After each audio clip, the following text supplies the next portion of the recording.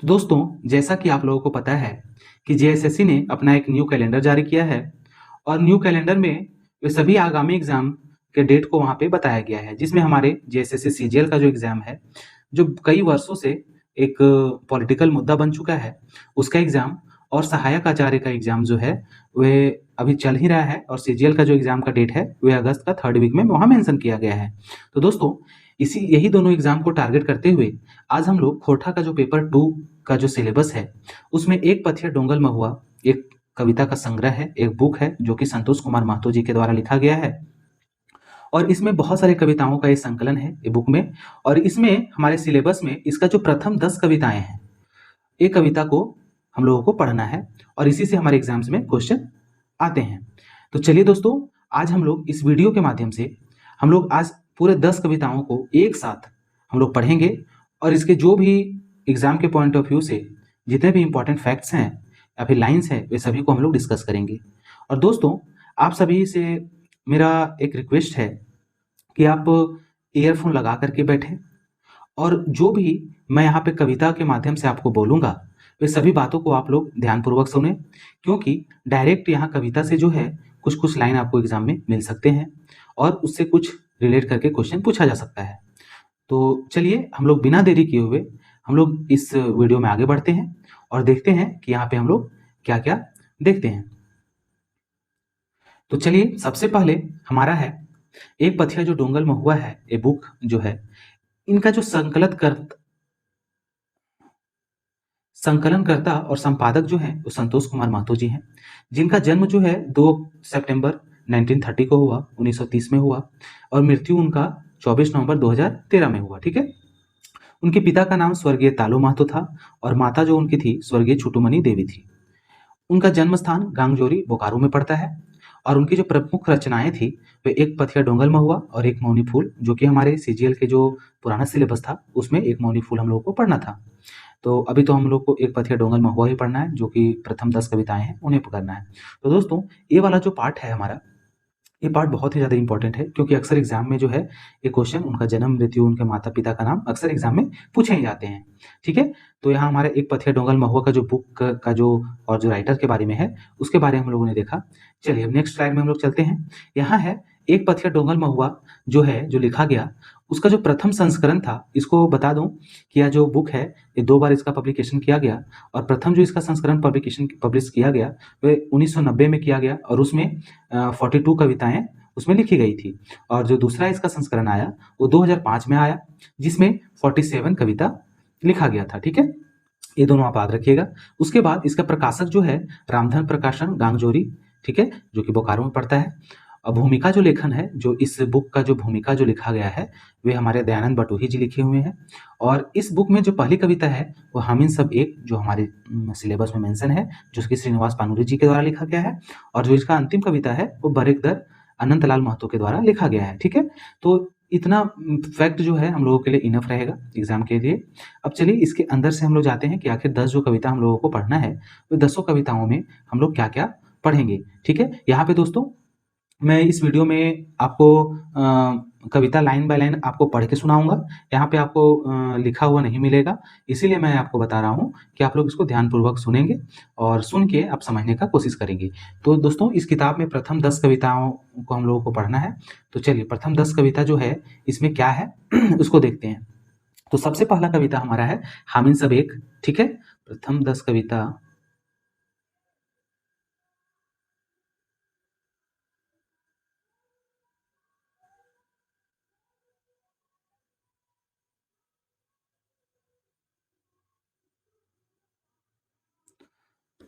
तो प्रथम इसका सबसे फर्स्ट नंबर कविता है हम इन सब एक, है ना, जो कि श्रीनिवास पानुरी जी के द्वारा लिखा गया है। सेकंड है हमारा आगू करब आपन देश, जो कि सुकुमार के द्वारा लिखा गया है। थर्ड है जय जवान जय किसान, महेश गोलवार के द्वारा।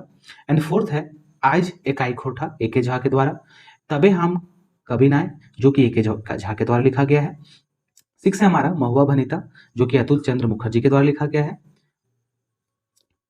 7 है रुसल भोला, संतोष कुमार महतो के द्वारा। मेढ़ हर मानुस, शिवनाथ प्रामाणिक।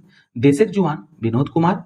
और 10 जो हमारा है 10वां नंबर ढेसा ढेसी छोड़ जो कि पारसनाथ महतो के द्वारा लिखा गया है। तो चलिए एक एक करके हम लोग 10 कविताओं को पढ़ते हैं और समझने का प्रयास करते हैं। ठीक है, तो आप लोग इसी स्लाइड में बने रहेंगे और आप लोग ध्यानपूर्वक आप लोग जो है इस कविता को सुनेंगे, ताकि आपका जो है वो सारे जो इसके कविता का जो वर्ड हैं वो आप एक बार देखेंगे। तो सबसे पहले हम इन सब एक जो कि स्वर्गीय श्रीनिवास पानूरी के द्वारा लिखा गया है, तो ये है एक एक एक हम इन सब एक भीनु भीनु भोली भाखा भीनु भीनु भेक ताव हमनी एक एके रकम घर द्वार एके रकम गांव एके रकम शादी ब्याह एके रकम भाव। तो दोस्तों यहाँ कहने का मतलब है श्रीनिवास पानूरी जी जो हैं हम लोगों के बीच में ये बताना चाहते हैं कि जो हमारा भारत है, बताना चाहते हैं श्रीनिवास पानूरी जी। तो दोस्तों श्रीनिवास पानूरी जी जो हैं वे हम लोगों को बताना चाह रहे हैं कि हम लोग जो हैं भारत देश में रहते हैं और यहाँ पे बहुत सारे जाति धर्म के लोग एक साथ मिलजुल कर रहा करते हैं और देश में बहुत प्रकार की विविधताएं पाई जाती है, क्योंकि सभी लोगों का अपना अपना धर्म होता है, अपनी अपनी भाषाएं होती है और अपना अपना रहन सहन का एक तरीका होता है। तो इसीलिए यहाँ पे लेखक बता रहे हैं, कवि बता रहे हैं कि एक एक एक हम इन सब एक भिनु भिनु बोली भाका भिनु भिनु भेक, कि सभी लोगों का अलग अलग अपना अपना भाषा है और सभी लोगों का अपना अपना एक भेष है, रूप है। ताव हमने एक एके रकम घर द्वार एके रकम गांव, एक जैसा ही सभी का घर है, एक जैसा सभी का गांव है, एके रकम शादी ब्याह एके रकम भाव, सभी का जो शादी विवाह का जो प्रक्रिया है वो सभी का एक जैसा है और एक ही जैसा सभी का क्या है, भाव है, यानी कि सभी का बोल सकते हैं कि विचार है, एक जैसा सभी का सोच है। एक ही रकम पूजा पाठ तीर्थ यात्रा एक एक एक एक एक ही जैसा जो है सभी का पूजा पाठ है और सभी का जो तीर्थ यात्रा जो है वो सभी का एक ही होता है ना। कहीं भी हम लोग तीर्थ करने जाते हैं तो पूजा पाठ तीर्थ यात्रा सभी का एक होता है। तो यहाँ पे अब हम लोग सेकंड स्टांजा में चलते हैं। जे ईटे मंदिर मस्जिद वहे ईटे चर्च, जो अर्थे पुराण पुराण वहे अर्थ, जैसन उपदेश भोला पायरो वैसे पंडित देत एक एक एक।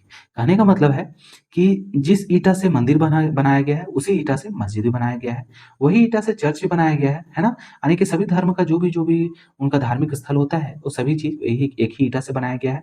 सभी का पुराण जो है, पुराण का अर्थ जो है, हमारा जो पुराण और कुरान है दोनों का अर्थ भी सेम है।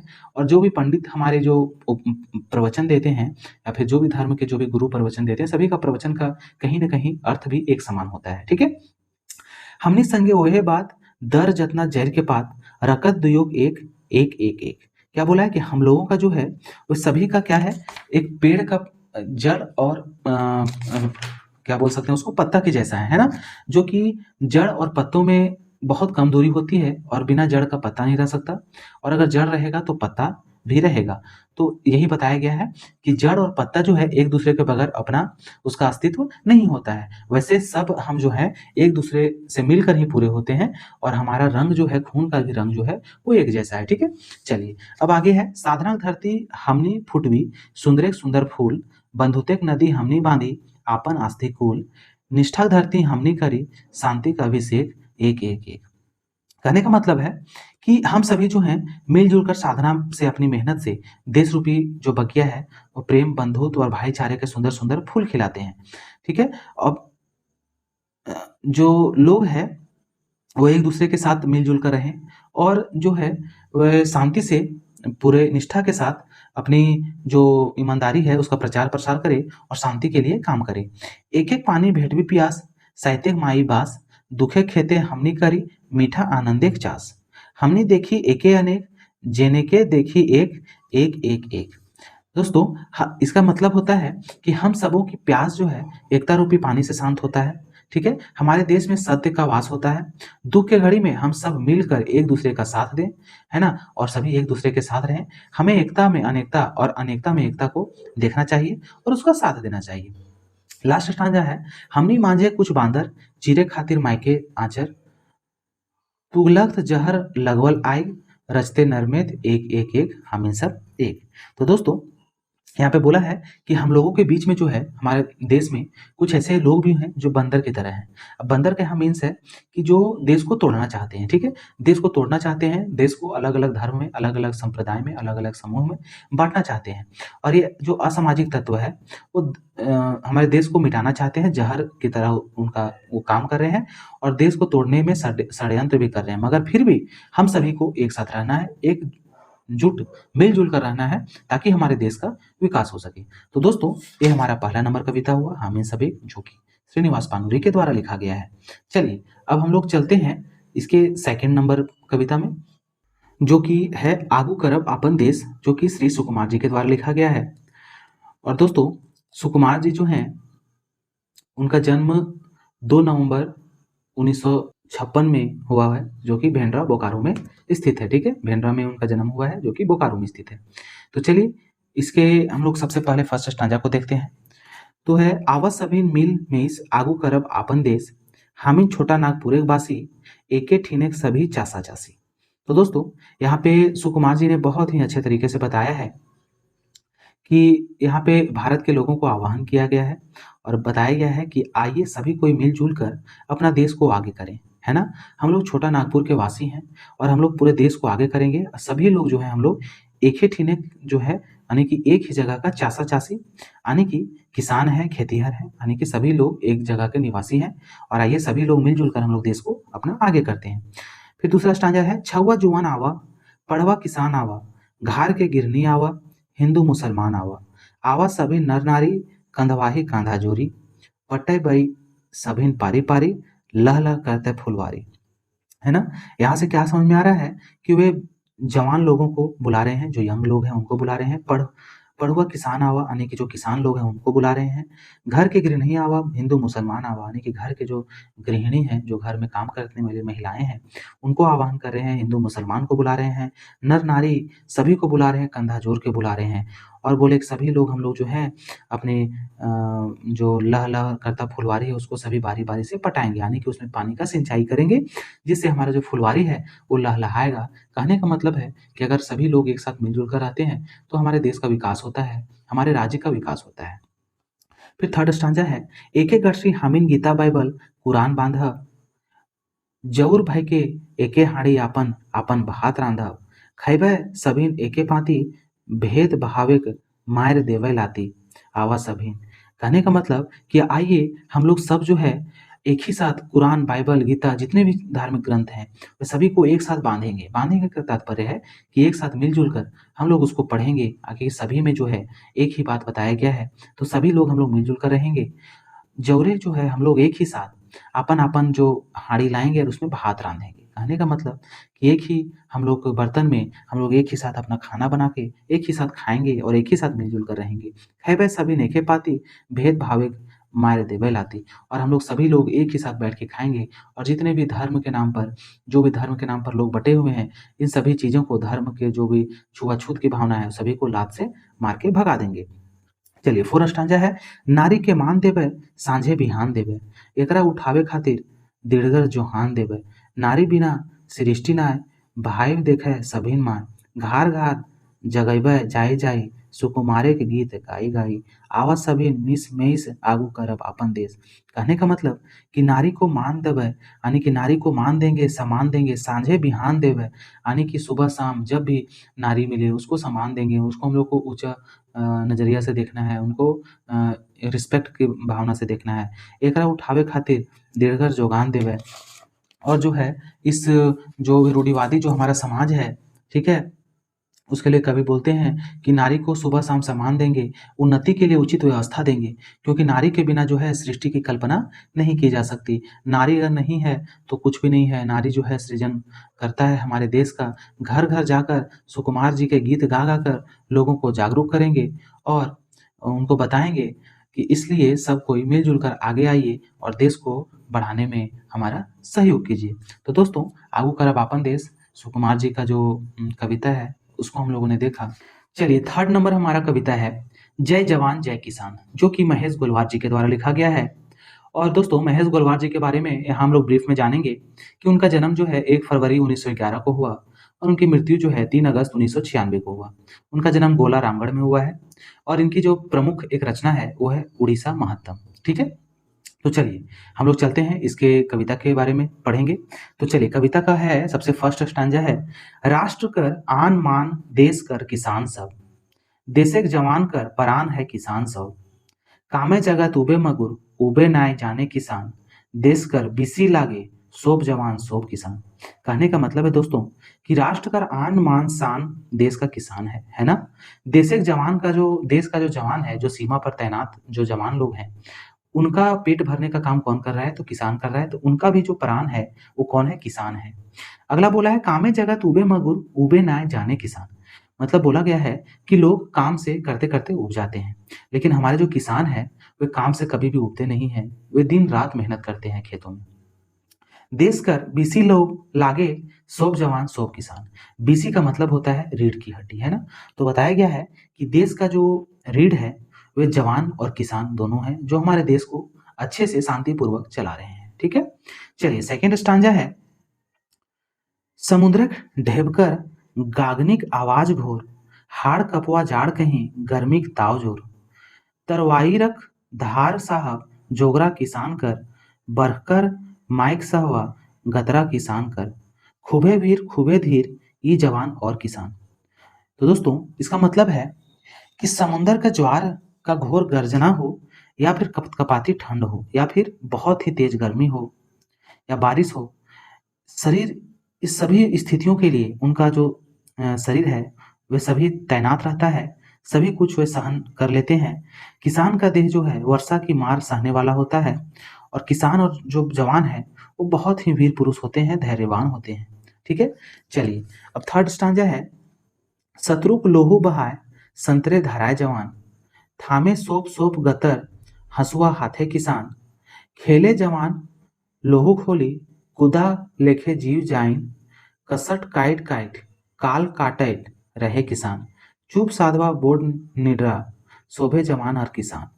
कहने का मतलब है दोस्तों कि शत्रु को लोहो लुहाए बहाए के, जो शत्रु जो लोग है उसको रक्त जो है वो बहा करके जवान जो है हथियार से लड़ते हैं, और खून को खून नहीं समझते हैं, अपना रक्त को बहाते हैं, और जवान जो है अपने प्राणों का फिक्र भी नहीं करते, और वे दुश्मनों के साथ बहुत ही अच्छे से लड़ते हैं, होली खेलते हैं। उसी तरह किसान जो है अपने हाथों में हंसुआ लेकर पसीने से पूरा तरबतर होकर कष्ट काटते हुए अपना काम करते हैं, और वे हिम्मत नहीं हारते हैं और समय निकालते हैं। ये जवान और किसान धैर्यवान और बड़े निडर होते हैं। ठीक है, और वे जो किसान होते हैं वे समय निकाल कर और भी अधिक काम करते हैं, ताकि हमारे देश के जो लोग हैं वो भूखे ना सोएं।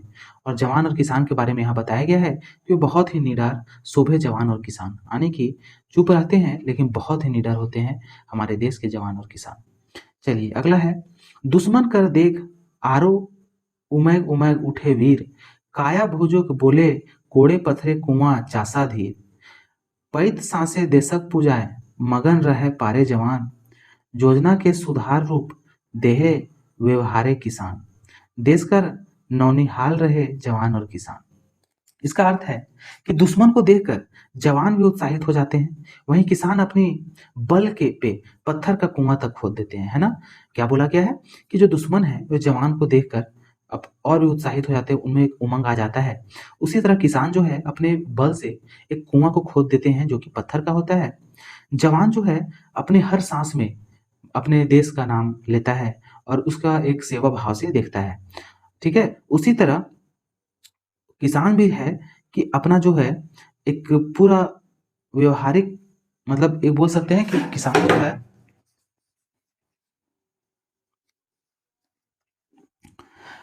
अगला है, विपद देख संगीत कर बजरा तरी टांड मन, चांडय पिघलय मोम लेखे होवे लागले नरम, भूखल जगत कर पुकर सुन के किसान भाई राखल रखन धान चाउर छोड़े देहे लुटाए, हड़क भीतर मांझा नरम ठाकुर कोमल प्राण। देखिए दोस्तों यहाँ बताया गया है, यहाँ हमारे श्री महेश गोलवार जी हैं, ये बहुत ही अच्छा चीज बताया गया है यहाँ पे इस लाइन के माध्यम से। और यहाँ बताया है कि युद्ध के समय अपने साथी को विपत्ति में देखकर जो जवान हैं भावुक नहीं होते हैं, वे हिम्मत से काम लेते हैं, युद्ध करते रहते हैं और अपने मन को कठोर रखते हैं, परंतु वे अंदर से बहुत ही कोमल हृदय वाले होते हैं। उसी तरह किसान भूखे जगत की पुकार सुनकर अपना अन्न का भंडार लुटा देते हैं। जैसे हड्डी के अंदर मांस नरम होता है, वैसे ही कठोर काया के भीतर नरम मन होता है, जैसे किसानों का होता है। तो वही इस लाइन में बताया गया है। चलिए आगे है, शत्रु कर छाती रूप मावै चढ़ी लहूलुहान, शोभे भाखे शोभे से जैसन सूरज महान। बजर मुठाए हरक मुठ धरी भूमि बिदाईर के, हाथी के घेचाए माहोतरी शोभे भाई किसान जे, सुख शांति के घोड़ा असल एखनिए जवान किसान। कहने का मतलब कि शत्रु छाती रूप मायावी चढ़ी लहूलुहान, कि अपने शत्रु पे हावी होकर जवान उनका नाश कर देते हैं। और कहते हैं कवि कि जवान कभी सूर्य की भांति शोभते हैं, वही किसान अपनी सख्त मुट्ठी से हल की जो पकड़ने वाला जो उसका मुट्ठी होता है उसको पकड़कर भूमि को चीर देता है। किसान हाथी के गर्दन पे बैठ महावत की तरह शोभते हैं। कवि के अनुसार सुख शांति का आधार जवान और किसान ही है। अगला स्टांजा है, देश हितक तरे खाड़ा मोरे लागी रात दिन, मुंड झुकवी सरधय हामे ताकर गोड़ ठीन, देशक पेट भोरे ले बरत जे किसान ले, हमार पूजा लेवे जुकुर सेहे ले तो ओहे भेल, ओखिन कर जन्म सफल जोखिने मोरन महान। यहाँ बताया गया है कि देश के हित के लिए जो मरने खातिर दिन रात खड़े होते हैं, ऐसे लोगों के पैर में श्रद्धा से हम जो है हम लोगों को सर झुकाना चाहिए। देश का पेट भरने का व्रत किसानों ने लिया है, ठीक है। देश का जो लोग हैं उनका पेट भरने का जो बोल सकते हैं कि जो सौगंध खाई है वे किसान लोग हैं। और बताया गया है कि जो पूजा करने के लायक जो हमारे देश में लोग हैं वे यही दोनों हैं, किसान और जवान। इन्हीं का जन्म सफल है और इन्हीं की मृत्यु महान है, ठीक है। चलिए आगे चलते हैं। भारतीय संस्कृति कर जे ख्याल कर राखल करे, देशे जे लाल नीते मेहनत करल करे, बहादुर वेवे होवे जवान किसान वहे, ज्ञान कर विद्वान शास्त्रियों वहे, बोले वहे लालकर आज चढ़ पाते जवान।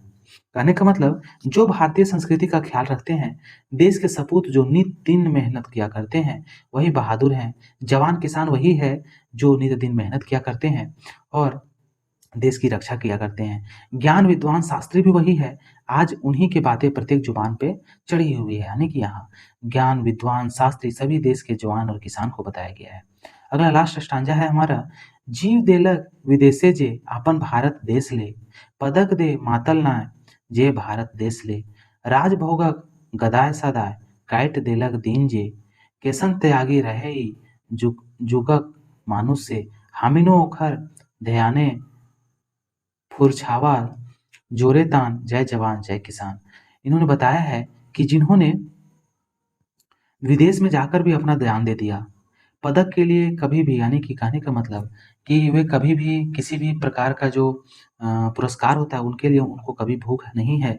बिना सुख के और बिना कोई इच्छा के वे हमारी जो जीवन काट रहे हैं, वे कैसे त्यागी होंगे। जो मनुष्य जो ऐसे त्यागी हैं उन्हें हम ध्यान कर जोर से कहना चाहिए जय जवान और जय किसान, ठीक है। तो ये हमारा कविता थोड़ा लंबा हो गया जो कि जय जवान जय किसान था और ये श्री महेश गोलवार के द्वारा लिखा गया बहुत ही सुंदर कविता है, ठीक है।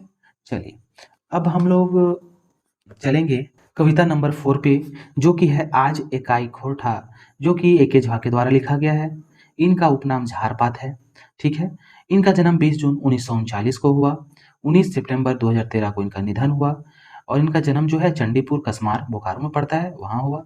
इनके कुछ वर्क है इंपॉर्टेंट वर्क, जो कि है मेका मेकी ना मेटमाट जो कि एक नाटक है, और सईद सरगट जो कि उपन्यास है इनके द्वारा लिखा गया, और एक है तबे हम कवि ना, ये भी हमारा 5वां नंबर इनका कविता है, और एक कविता पुराण भी है जो कि एक बाल कविता है। तो चलिए हम लोग इसके एक एक करके हम लोग इसके स्टांजा पे जाते हैं। तो सबसे पहला है, आगू सभे कविते सभे गैदे गीत, गोटे सदानिक दोहाय देलियो, एकता सुर बहाय देलियो, मुदा आयज एकाई खोरठा, भेंट देही है एक कविता टक। कहने का मतलब है कि यहाँ हमारे श्री ए के झा जी जो हैं जो बताना चाह रहे हैं कि जो वे हैं वे झारखंड में मतलब एक खोरठा के प्रति एकता को ला दिए हैं और एक कविता जो है वह खोरठा के प्रति ही समर्पित उन्होंने किया है। ठीक है, तो इस पैराग्राफ में उनका यही कहना है। आगे है, काहे ना एते बोर्ड खोरठा क्षेत्र तावो एकर नाय बाढ़े बतर लाख लाख मोह रहथों की का बड़ बूढ़ बुजुर्ग बिहार के बोका। कहने का मतलब कि जो हमारा जो क्षेत्र है, झारखंड का जो क्षेत्र है जहाँ पे खोरठा भाषी लोग रहते हैं, ये क्षेत्र काफ़ी बड़ा होने के बाद भी यहाँ पे खोरठा का जो विस्तार है वह नहीं हो पा रहा है। यहाँ लाखों लोग जो है खोरठा बोलने वाले हैं, मगर इसका विस्तार लोग नहीं कर पा रहे हैं और लोग अधिकतर चुप्पी साधे हुए हैं। यहाँ बताया गया है कि खोरठा अंचल में बड़े-बड़े विद्वान जन्म लेकर भी भाषा का विकास नहीं कर पाए, ठीक है?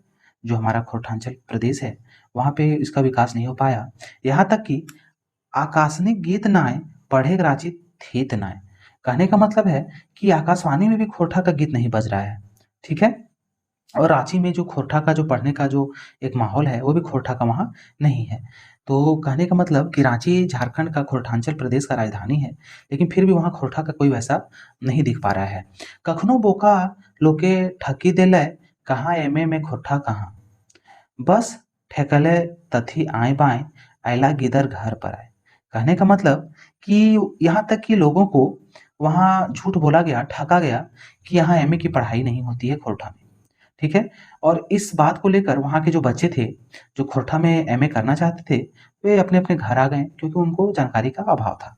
चारों बाटे गेल गुहार, सुने पारलक हमरो गायर। सभी तरफ चारों चारों बाटे मतलब बहुत चारों बगल, पूरे अगल-बगल के भी गाँव में मतलब सभी जगह हल्ला हो गया कि एमए की पढ़ाई नहीं होती है, जिससे एके झा जी को गाली भी सुनना पड़ा, उनको भी कुछ कष्ट का सामना करना पड़ा।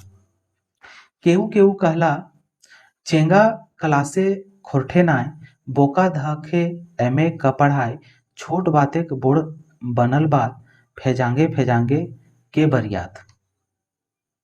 किसी ने कहा कि स्कूल में खोरठा की पढ़ाई हुई नहीं, तो सीधे एमए में पढ़ाई कैसे करोगे? है ना? इसी छोटी बात पर बहुत झमेला हो गया। उनका कहने का मतलब है कि बहुत सारे लोग कहते थे कि जब एमए के पहले खोरठा पढ़ा ही नहीं है, तो एमए कहाँ से करोगे? तो इसके इसके बारे में बोला गया है, मनेक मनेक आया बात, आय बतवो तो हलय निठा, लिखलहो हलय काठल खोरठा, आगू तो पतियार कालो नाय, पर कईगो छौओ देखलह गाय। लेकिन बात में सच तो यह था कि टीआरएल में खोरठा को रजिस्टर में लिखकर काट दिया गया था। पहले तो मुझे विश्वास नहीं था, लेकिन कुछ छात्रों ने मुझे इसका सबूत भी दिखाया।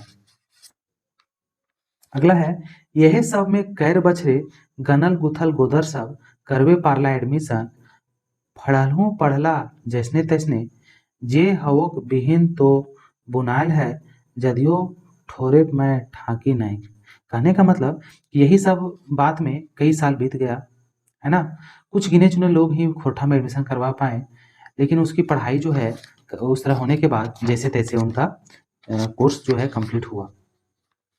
और आखिर में जो भी खोरठा की पढ़ाई शुरू हो गई, भले ही छोटे पैमाने पर हुई, लेकिन इसकी शुरुआत हो गई, ठीक है? वही यहाँ पे बताया गया है कि जदियो ठोरे मैं ढाकी निक है, मतलब छोटे पैमाने पर हुआ, लेकिन हुआ।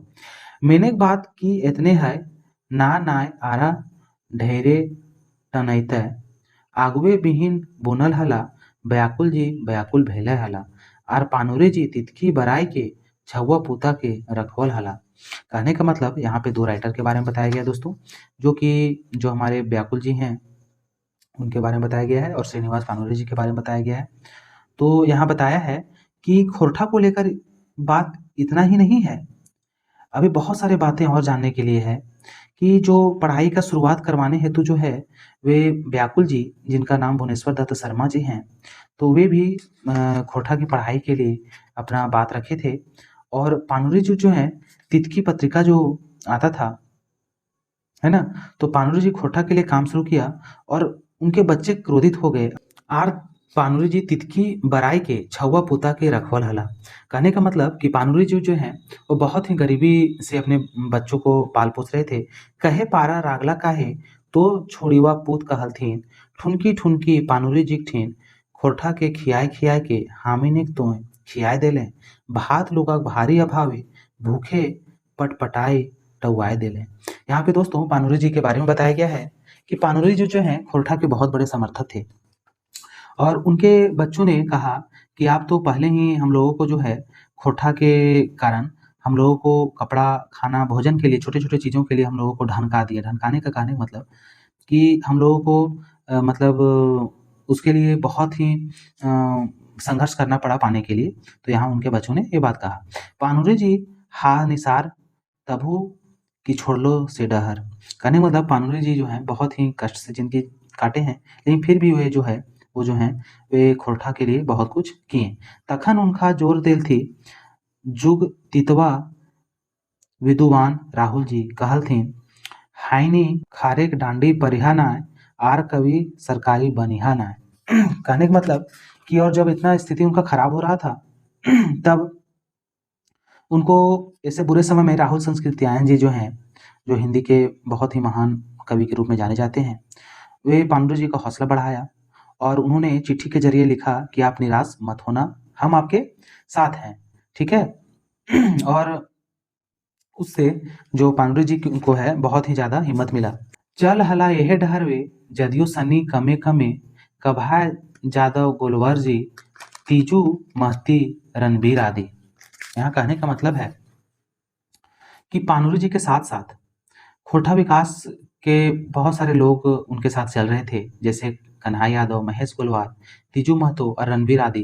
ये सभी खोरठा के विकास का दिया जो है वो हमारे बीच जला रहे थे, वही यहाँ बताया गया है। एहू सब आलघोरव हला दुप दुप दप दयो परब हल फैर बरुला तितकी दसौंधी जी तितकी डूंडा दोद उरा लुआठी।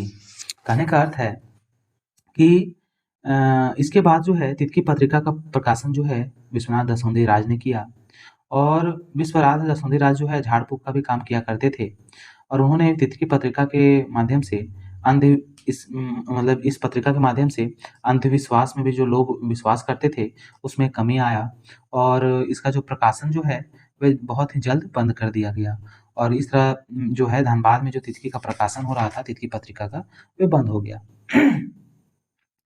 भागे लागला कते डरेक भूत, भूतेक तो भेल अंधारे मौत, पर भूतवैयन एक दिन धरलथिन आर तितकी बरवे छोड़वेलथिन। वही बताया गया है कि धीरे-धीरे लोगों में जो है अंधविश्वास की कमी हो गई और तितकी पत्रिका का जो प्रकाशन है वो बंद कर दिया गया।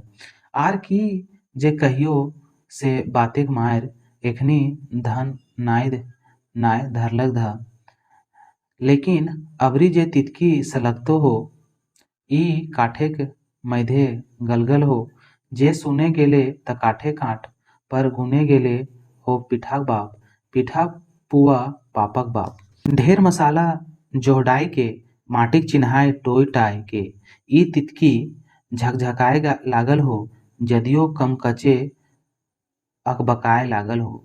मनेक जग बे ले तो जागल हो, तो आब तितकियो बरवा पारले बिजली बातियो धरवा। सही चिकित्सा गोड़ा हो आजुक सम्मिलन प्रकाशन झार पात के मासा संस्कृति के जगवों की नित धने धन। कहने का मतलब है यहाँ दोस्तों बताया गया है कि पुनः जो बाद में है तितकी का प्रकाशन रामगढ़ से शुरू हुआ, जब धनबाद से बंद हो गया तो पुनः जो उसका प्रकाशन है वो रामगढ़ से शुरू हुआ और लोगों को जगाने और अपनी भाषा और को बचाने, गरिमा को बचाने का काम किया। अब क्या हुआ कि आप यहाँ बताया गया है कि तितकी को जलाइए, संभव हो तो बिजली बत्ती को भी जलाइए, यानी कि खोरठा का अधिक से अधिक विकास कीजिए, जहाँ तक हो सके उसका हम लोगों को विकास करना होगा, है ना? उसका जो ज्योति है, उसका जो प्रकाश है, उसको हम लोगों को फैलाना होगा।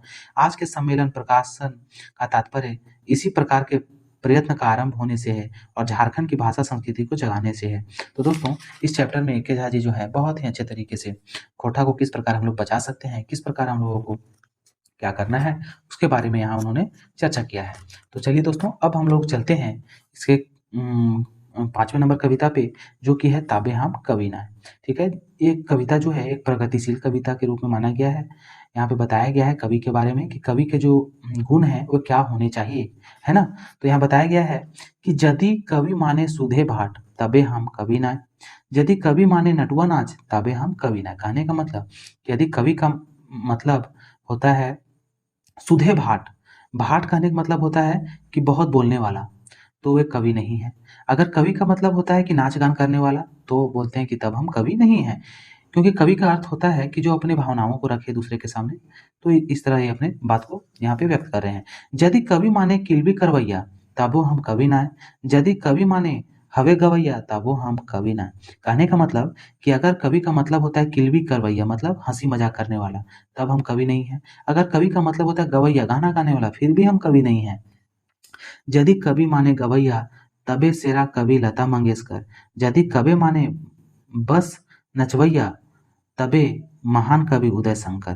कहने का मतलब है, यहाँ बताया गया है दोस्तों कि अगर कवि का मतलब गवैया होता है, अगर कवि का मतलब होता है गाने वाला, तो सबसे जो दिग्गज हमारे कलाकार हैं गाने वाले कवि, वो लता मंगेशकर को माना जाएगा। ठीक है। अगर कवि का मतलब नचवैया होता है, अगर मान लीजिए कि कवि का मतलब नचवैया होता है, नाचने वाला होता है, तो सबसे जो हमारे महान कवि जो हैं उदय शंकर होंगे, क्योंकि वो बहुत अच्छा नृत्य करते हैं। यदि कवि माने साहित्यकार, यदि कवि माने साहित्यकार, आर कविता माने भावे गुणे विचारधार। कहने का मतलब कि अगर कवि का अर्थ साहित्यकार है और कविता का अर्थ सोचने विचारने की सीमा में विस्तार करना है, तो लोगों का तार्किक बनना होगा। ठीक है। बोला है तबे हमहू एगो छोट मोट कवि, जाने नाय जे काय किलबी, हमें अपन कविता पढ़बो, मानुष मायते भविता गढ़बो। कहने का मतलब कि अगर ये सब को छोड़ दिया जाए, तब मैं एक छोटा-मोटा कवि हूँ, जो हँसी मज़ाक नहीं करता, काय-किलवी नहीं करता। हमें आपन कविता पढ़बो, हम अपना कविता को पढ़ेंगे और मानुष मैते भविता गढ़बो, और जो मनुष्य हैं, मानव हित के लिए अपना रचना को उसके लिए लिखूँगा और उसके लिए गढ़ूँगा। पारबो नाय पीदके नाचे भाई, पारबो नाय पीदके नाचे भाई, यदि कविता माने नाच गान तबे हम कवि नाय। कहने का मतलब है कि हम पीदके नहीं पारेंगे, पीदके कहने का मतलब उछलना, हम उछले नहीं पारेंगे। अगर कविता का मतलब होता है नाच गान, तो भी हम कवि नहीं हैं। यानी कि यहाँ पे दोस्तों बताया गया कवि का क्या अर्थ होता है। ठीक है। तो यहीं पे चैप्टर मतलब 5वां नंबर जो है वो खत्म होता है। अब हम लोग 6 नंबर में जाते हैं, महुआ कर भनीता। ठीक है। जो कि श्री अतुल चंद्र मुखर्जी के द्वारा लिखा गया है। तो दोस्तों महुआ कर भनीता के चलिए हम लोग देखते हैं। महुआ रे तोर में जे कते ना गुण हो, तो गुने सब बात कहे ना पारबो, तोर गाछ टाक नाम हीरा, जेकर से पावही गुड़ घी बैंगन जीरा, खुशी खुशी बाटी खात लोग घरे बाहरे, तेतेचिया देले परे सवादे बाढ़े चमत्कार, तौर गुने काथा कहब कतेक बार। यहाँ पे दोस्तों झारखंड में आप लोगों को पता होगा महुआ का जो है बहुत ही ज़्यादा पेड़ है। यहाँ पे लोग जो है एक जीविका के रूप में महुआ को देखते हैं, और महुआ के दिनों में बहुत जो लोग हैं लगभग 80% के गाँव के लोग हैं वो महुआ को चुना करते हैं और उसको अच्छे दामों में बेचा करते हैं। तो यहाँ पे वही महुआ को का गुणगान किया गया है, बताया गया है। कवि जी बताते हैं कि महुआ तुम्हारा इतना गुण है कि हम क्या बताएँ, है ना? तुम्हारा इतना गुण है कि हम बता नहीं सकते। तुमसे गुड़ भी मिलता है, घी भी मिलता है, बैंगन भी मिलता है, जीरा भी मिलता है ना? यही बताए हैं कवि जी इसमें। यहाँ बोला गया है कि हीरा जो है वो महुआ को बताया गया है, क्योंकि महुआ का जो लकड़ी बहुत ही कठोर होता है। ठीक है।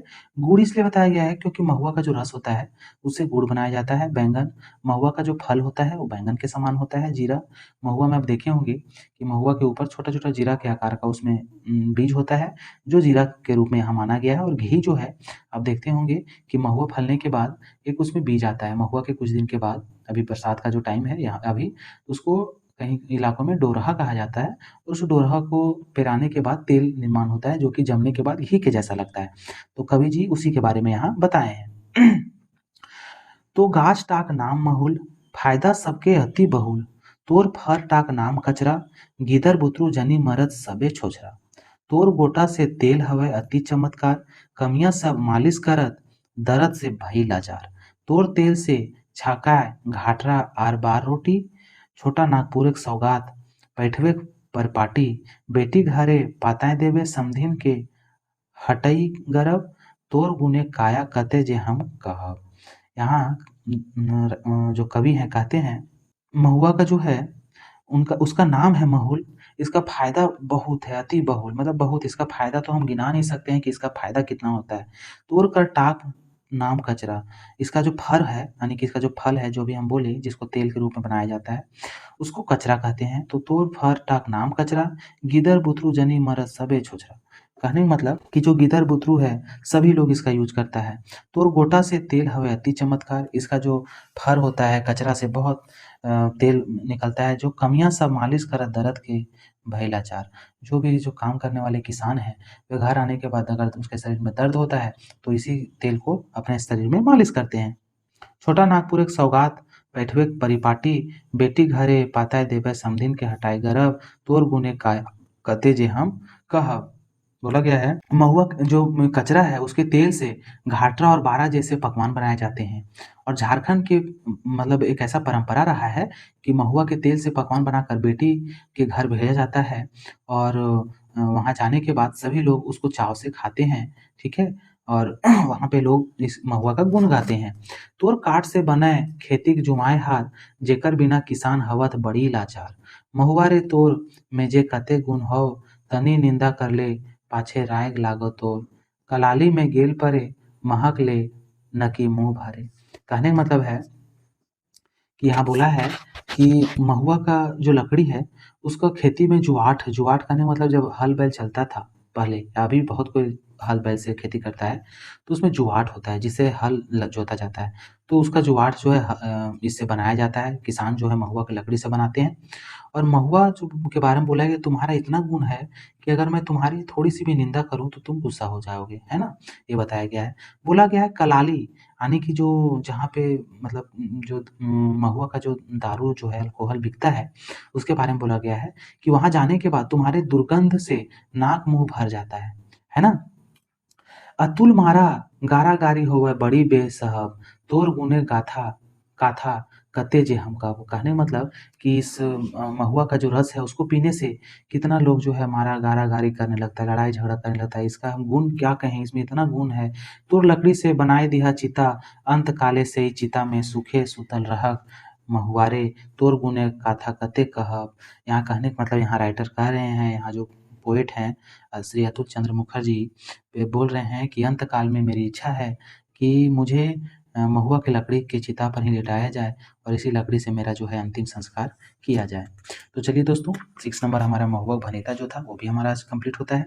अब है नेक्स्ट हमारा 7 नंबर जो कि श्री संतोष कुमार महतो जी के द्वारा लिखा गया है रुसल भोला, ठीक है। तो 7 नंबर है रुसल भोला, संतोष कुमार महतो जी के द्वारा लिखा गया है।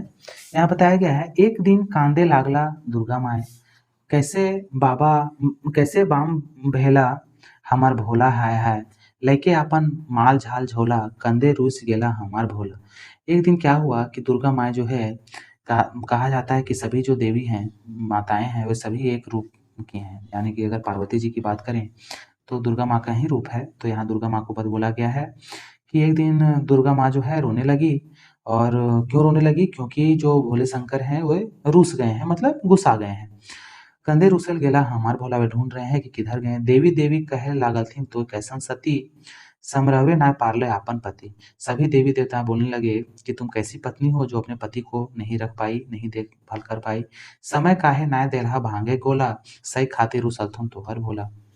कि तुम समय रहते ही क्यों नहीं दी उनको भांग का गोला, इसीलिए तुम्हारे भोला जो है रुस गए हैं। पार्वती कहला हमार परिवार के एते बोझा, बैलेंस रखा ना ना है एते सोजा। पार्वती जी बोलती है कि हमारा जो परिवार है बहुत ही डिफिकल्ट परिवार है, यहाँ पे सभी को संभालना बहुत मुश्किल है। अति छूटत एक संगे दू जने के वाहन, तबे जय जय जरूर एकरे जान।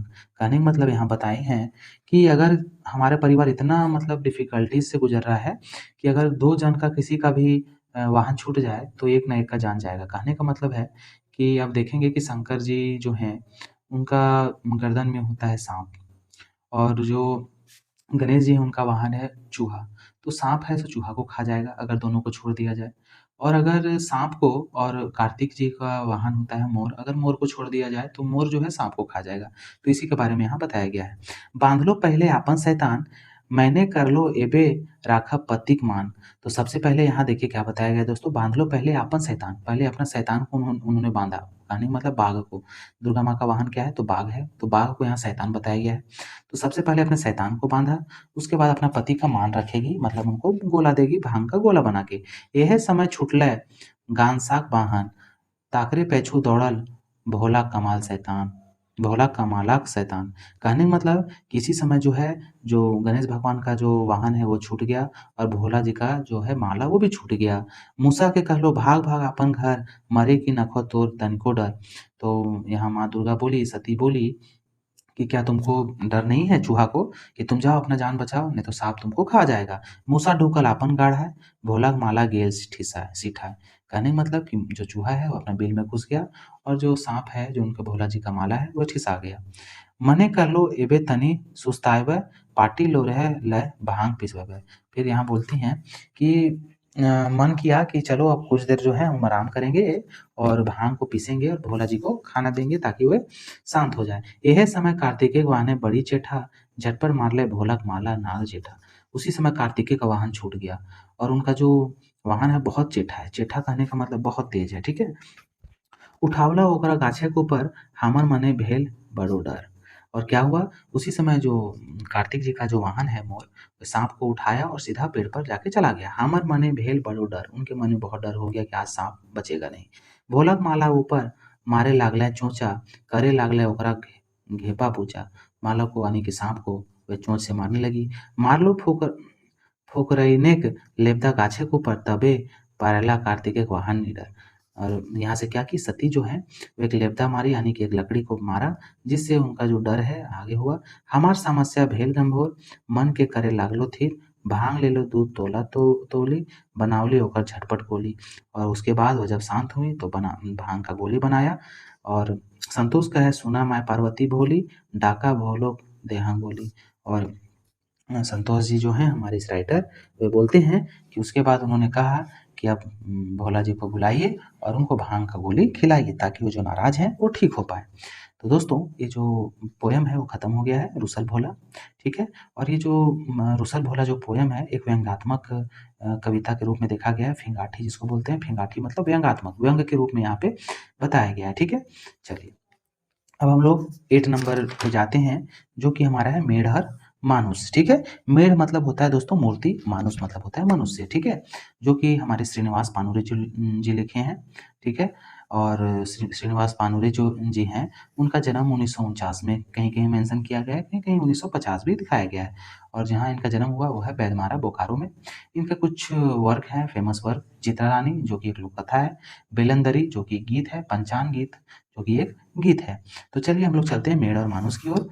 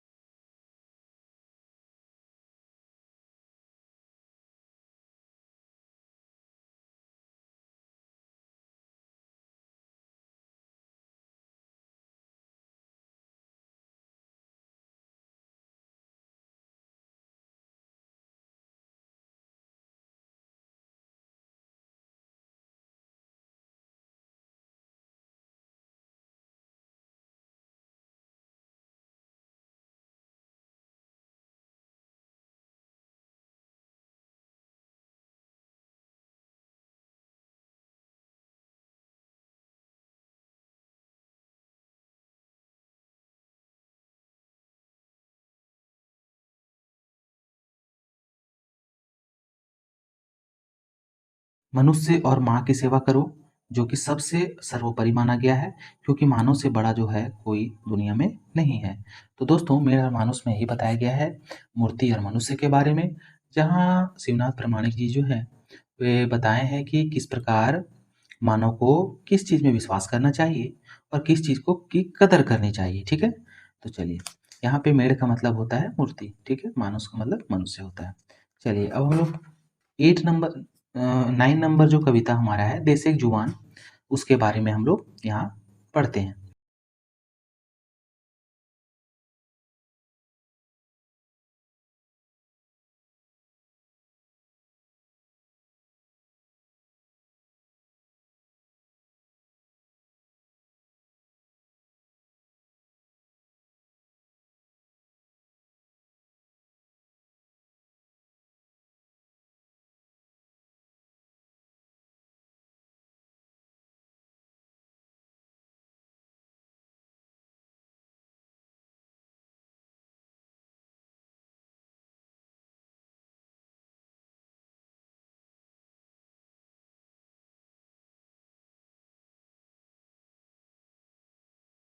वो जवान की ओर ही है। माय माटी बेहाल हत, छौवा हिया कांध हत, माटिक सपूत एके भाई, विकासेक लेल देहेक साई। कहने का मतलब कि सभी का जो दृष्टि है तुम्हारे ऊपर टिका हुआ है। इस समय एक ऐसा उपाय ढूंढना है जहाँ पे लोग, यहाँ पे क्या है, भारत के लोग बेहाल हैं, यहाँ बच्चे जो है रो रहे हैं। सभी सपूत जो है, यहाँ के जवान जो है मिट्टी के एक भाई के जैसे हैं। सभी लोग यहाँ जो है भाभी के जैसे हैं, एक दूसरे का साथ दो और भारत को एक ऊंचाई पर लेके चलो। कुटी चाइल फूट पार ले, माटी टोना टुकड़ा कर ले, ई चाइले हाथ न खो, दुश्मने माटी लूट लेतो। कहने का मतलब कि यहाँ पे जो है कुटी चाइल फूटे पाले, मतलब यहाँ पे षड्यंत्र बहुत ज़्यादा रचा जाता है। यहाँ पे लोग फूट होते जा रहे हैं, मतलब एक दूसरे का संगठन टूटता हुआ नजर आता है, जिससे देश बहुत सारे टुकड़े में बट गए हैं। चारों वाट ले जूट हवा, देशे खातिर एक गुट हवा।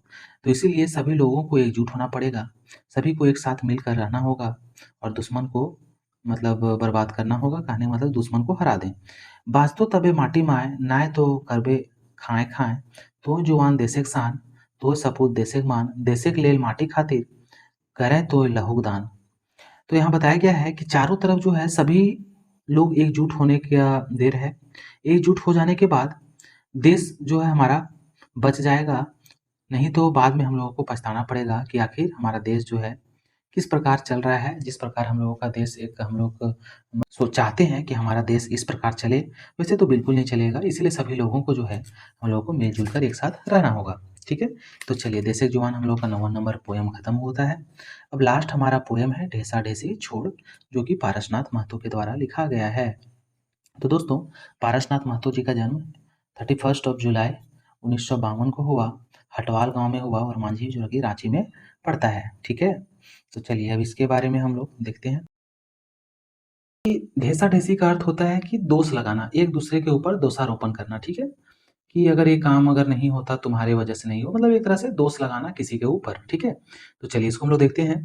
तोर मरे तोर तोर करे के मनवा ना हलव, सैले कमवा नहीं भेलव, मन जोदी रहतलव तो कमवा हो जेतल, ढेसा ढेसी छोड़, उसकावे के बाइन कर, टोका टोकी छोड़।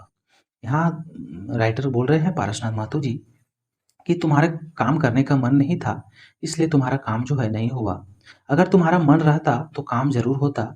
इसीलिए दोषारोपण छोड़ो और काम करने का उसका ढूंढो, रास्ता ढूंढो कि कैसे हम काम करें, और टोका टोकी छोड़। लेबदावे काइन घर, मन के कोकरावे छोड़, छोड़ मुंह के लुकावे छोड़, दांत के बिचकावे छोड़, नाक के ठरकावे छोड़, दोसर के ढेसावे छोड़। दोस्तों, यहाँ पे राइटर बता रहे हैं कि काम तुम करो, उसका मार्ग को ढूंढो और तुम अपना मुंह को नुकाना छोड़ो, मतलब छिपाना छोड़ो, दांत को बिचकाना छोड़ो, नाक को सिकुड़ाना छोड़ो और दूसर को जो तुम दोषारोपण करते हो उसको छोड़ो। तुम अपने काम पे ध्यान दो, लोग क्या बोल रहे हैं उसको तुम ध्यान में मत दो। लैले कोड़ी यार खुदे कोड़, फूटल आयर के जल्दी जोड़।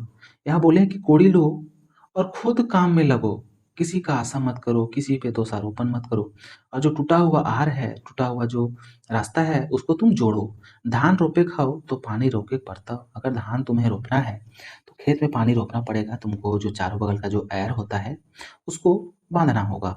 फूटल हव आर तो बांधे परताओ, हाथे कोड़ी तार धरे परताओ, आर कोड़वा मूसा के मारवे परताओ। कहने का मतलब कि बोला है कि अगर धान तुमको रोपना है, कुछ काम करना है तो तुमको उसमें जाना ही होगा, ठीक है।